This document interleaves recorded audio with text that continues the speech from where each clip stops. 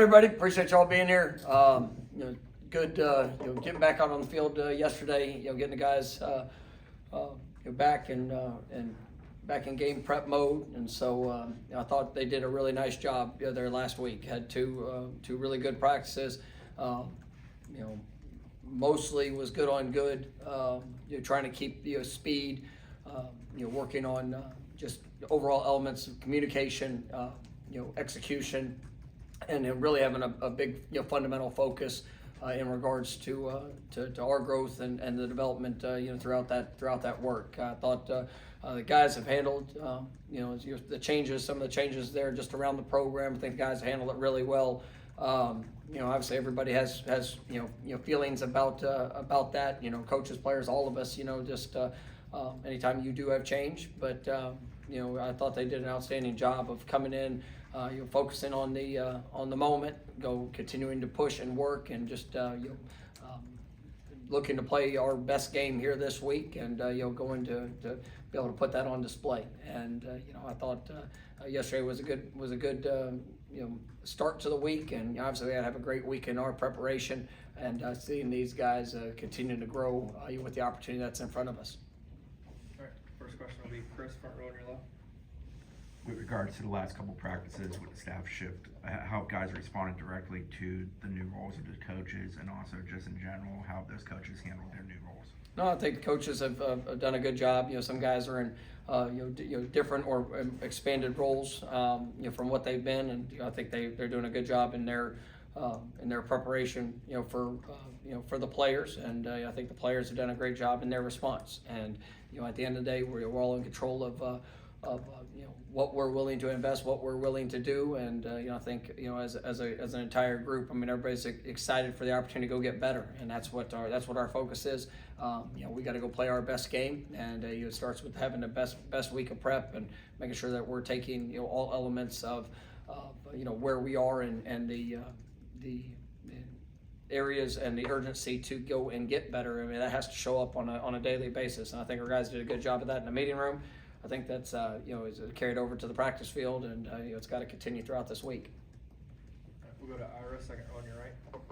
With those positions that have new position coaches, is there like a main person? You mentioned last week that there would be different people helping out, but like at safeties, is there a main person, or is it still a kind of combination of people? We've assigned roles accordingly throughout the staff, throughout guys. So they have a point of contact, and obviously we've got multiple guys that are helping coach and facilitate a lot of those things at each position group. So Next will be Jordan, third row on your left.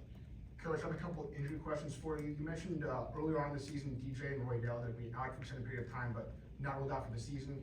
Do those two still have a chance of playing in the final two games of the season? And if not, will they look for a medical redshirt? Roydell, is progressing well. We're gonna, I don't expect him back this week. He still has one more game of opportunity to be able to play. We're gonna push with everything that we have to. You'll probably have him available the next week. He's still just now kind of getting back into the swing of things, and I like the progress. I like the work. He's done a great job. Just trying to pour into the group of running backs. I don't believe just where things are right now that DJ will be available. He's progressing. Definitely putting in a lot of work on his end of it, but he's been remarkable in the meeting room, and I've talked throughout the course of the year, just the way he's been there to help kind of support the quarterbacks, obviously that position group, and obviously this team. He's been every practice been very engaged, trying to assist and help. But as he's coming back, he started getting a chance to throw the ball. A little bit, but I just don't know if it's gonna progress in time. But definitely he's working every day. Next will be Brendan, front row on your left. Given that there are coaches in new roles or different roles, I guess how are you looking at these next couple of weeks as like an evaluation process for them to see if they can maybe stay in those roles permanently, or is that even an option? Yeah, we all have a job and responsibility, and some roles have changed, some responsibilities have expanded, and my expectation is that we go be the absolute best that we can be. I'm definitely grateful for the work our coaches are pouring in, and I definitely believe that in what they'll be able to accomplish with these roles, and the expectation for what needs to show up there on game day, and as we continue to go and play these next 2 weeks. So I have no doubt that that's what we're going to get from our staff, and definitely looking forward to these guys showing all of who they are with the opportunity that they have. All right, we'll go back to Ira on your right. You mentioned last week, and Michael Alford mentioned in the Boosters Town Hall that you guys have had a lot of people reach out and show interest in different positions. You already have a pretty full plate. Are you like portioning time to focus on those long-term decisions, or how are you handling it? Yeah, this last week, was.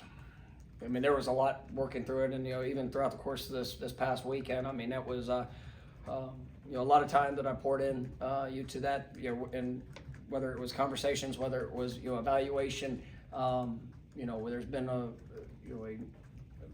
really good amount of interest in the positions, and so just kind of sequencing through what could be the right fit in each of the roles, and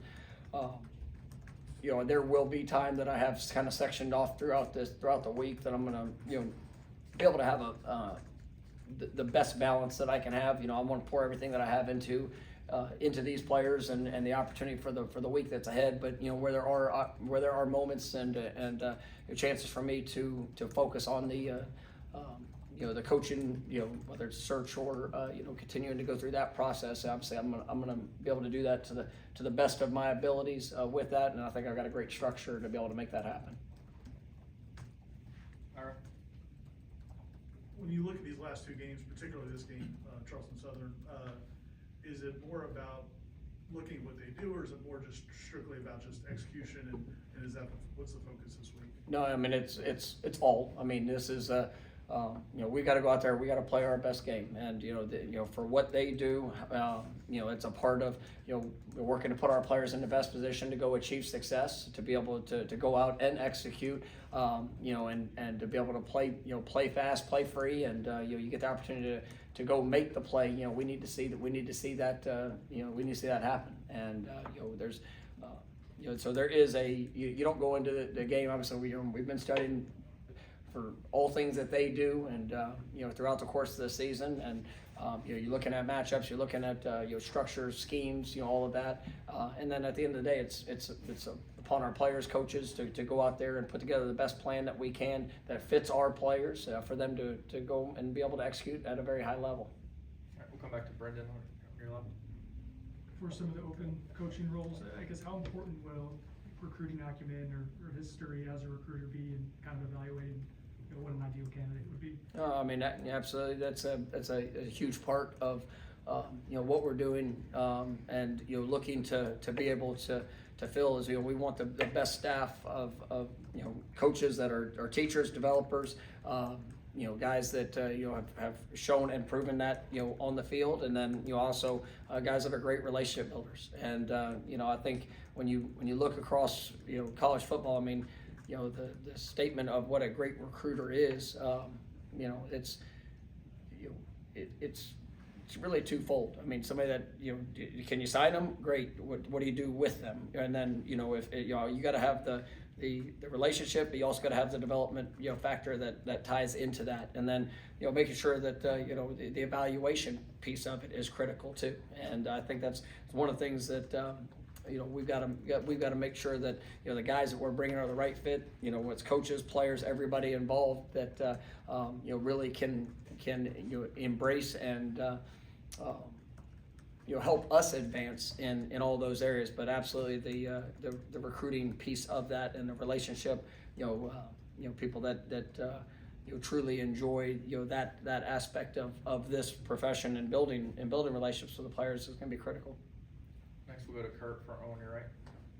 I think I know what you might say, but I feel like I should ask. I know Brock and Luke have basically been co-starters last week. Brock has started, but they both played plenty split time. But I know there was a change with the depth chart this week. They're actually co-starters, I guess. How are you evaluating them going into the last couple weeks? And I guess is there a chance that Luke could start this week's game?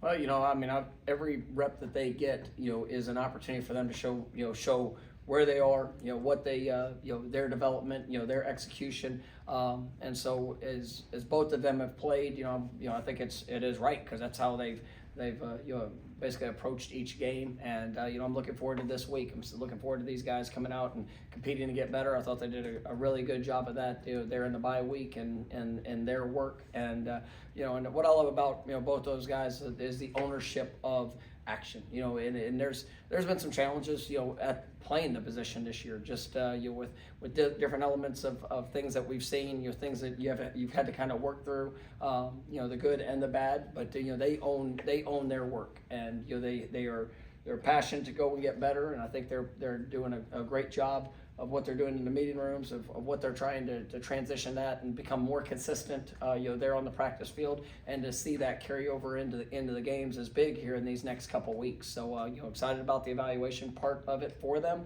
and just continuing to see them grow. Go back to Jordan on your left. Coach, you mentioned last week that throughout the season your team has kind of faded in the second half of games.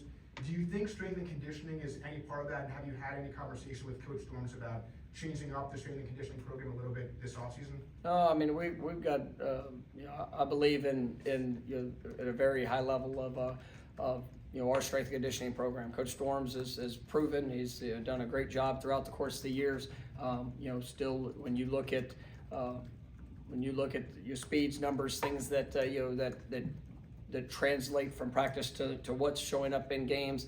All those things are things that are factors that I do look at, and there's a lot of things that have shown up that don't really deal as much with the strength and conditioning aspect of it when it comes to elements of our execution or things that we're doing. But we all have to push and get better, and there's not one department that whether it's strength and conditioning, athletic training, coaching, all of us, we're all pushing to be the best we can be and to go and improve. So we all have ownership in it, but I definitely believe wholeheartedly in that group, and it's just it's proven through the course of time, and what they've been able to do. Obviously this year as a football team, our performance is nowhere near what any of us expect or what we desire. So I mean, we go back and evaluate, where are potential disconnects, where can we have maybe a bigger point of emphasis to get the desired result that we want, and that comes in every area. And so but to answer the question, no, I've got a lot of confidence in that group. All right, we'll go back to Ira. Coach Shannon obviously had a role in the defense before and worked closely with Adam. Have you gotten any sense since the change that any maybe opinions he might have had that might have been slightly different about personnel or scheme, and whether or not those are things that could be implemented in the last couple of months? I mean, yes. There's I told as Coach Shannon has now assumed the role of our interim DC. I mean, we're going to everything that we can to be the best that we've been throughout the course of the year. And if it's personnel changes, if it's different things that we can do to attack in the course of a game, I want our players to play fast. I want them to be confident in what they're doing. I want them to make sure that when they get on the field, the communication, what they're being asked from a schematic responsibility, that it's something that plays and fits to them. But I want them to be able to go out and play fast and play free here these next two games. And I think Coach Shannon's got a great plan for that. And obviously last week was him jumping into and assuming that role. Obviously he's had a lot of ownership in all things that we've been doing, and a lot of respect for the coach that he is and has been for this program. And now he's making the call when it comes to just some of the finer elements of the game plan and things that working to fit our personnel in this matchup. And then obviously just seeing our guys continue to grow. So I've given him the freedom to be able to have some of those subtle changes, but ultimately it's still all about our guys being able to be confident when they step on the field and be able to go out there and execute and be the best that we've been throughout this season. All right, next will be Aslan, back right. Coach, you mentioned last week respecting conference championship games in terms of like a timeline, but if that's not a factor, how likely or unlikely are you to have some vacancies possibly filled before the regular season ends? I'm probably going to, out of respect for all people in the regular season, we're working through process, but, like I said, last week, I mean, ideally, when the regular season ends, I'd like to be able to, have a really strong direction of where it's going. And, there might be guys that could potentially continue to be playing where, either announcements, agreements that are made. We'll see if that's potential options. There could be guys that assume roles really quick after the season ends. So that's kind of, there's still a lot of ebb and flow as decisions are made on who's going to take those positions, and obviously all the conversations that surround that. All right, we'll come back to Chris, front row on your left. As you approach the offseason, how do you view restructuring the front office stretch of it? And the town hall meeting that I referenced earlier, they talked about evaluation being more important and things of that sort. As it changes with the House settlement, how do you view the front office changing alongside that? I mean, I think when you look at all parts of, the program, I mean, there's different dynamics that are going to be new with the revenue sharing, with that on deck. I think when you look at, roles, responsibilities, the personnel, structure of it is something that we definitely want to continue to enhance, to make sure that we're able to fill the needs, and also make sure that we are doing the best job of our evaluations on multiple levels, whether it's within our roster, whether it's a high school level in recruiting, whether it's the transfer world, just make sure that we have the personnel that's necessary, and having that structured to where we can be as efficient and effective as possible, because obviously high school recruiting, that stretches over years, and when it comes to who's available in the portal, what that ends up becoming. I mean, it's an absolute sprint whenever it comes to that level of the evaluation. So make sure that we're doing our due diligence throughout the course of all levels of that process, and having the right personnel structured to be able to be as efficient but also as effective as we possibly can be. All right, we'll end with Ira. Specifically about the offensive line, you mentioned guys handling the changes, but that position's one where there's multiple guys who've been here for a long time with one position coach, and on the one hand, they're probably more mature than some other guys, but on the other hand, that relationship's so tight.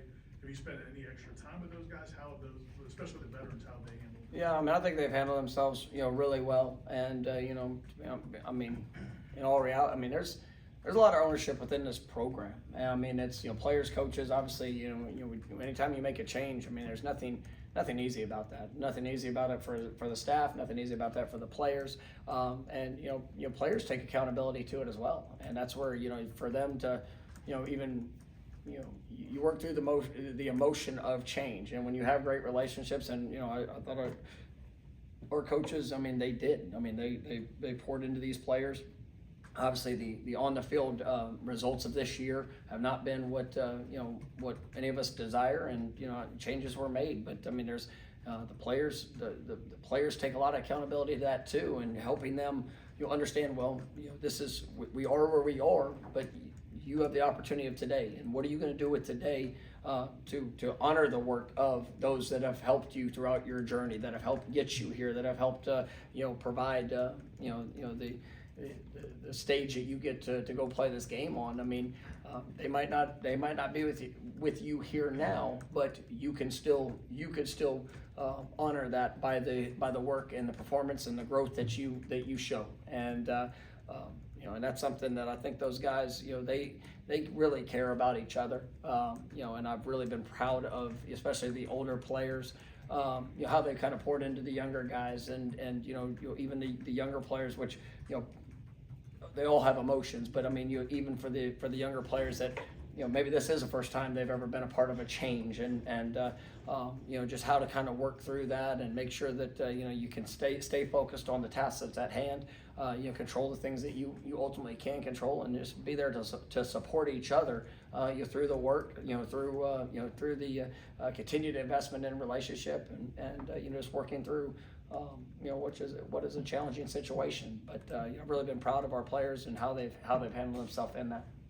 All right, thank you, Coach. And I do want to take, before y'all, one thing I do want to recognize, this week is our Seminole Heritage game, and so we're definitely excited and honored for the opportunity that we get to represent the Seminole Tribe of Florida, and for what they mean to this program, this university. I mean, it is. I've had the opportunity to build many great relationships with members of the Seminole Tribe, and it has been really special. And as we go out this week, we understand that this is it's a football game, but it's a lot more than just a game. And definitely look forward to honoring the Seminole Tribe of Florida, and obviously all the heritage of that with how we play here this week. All right, thank you guys.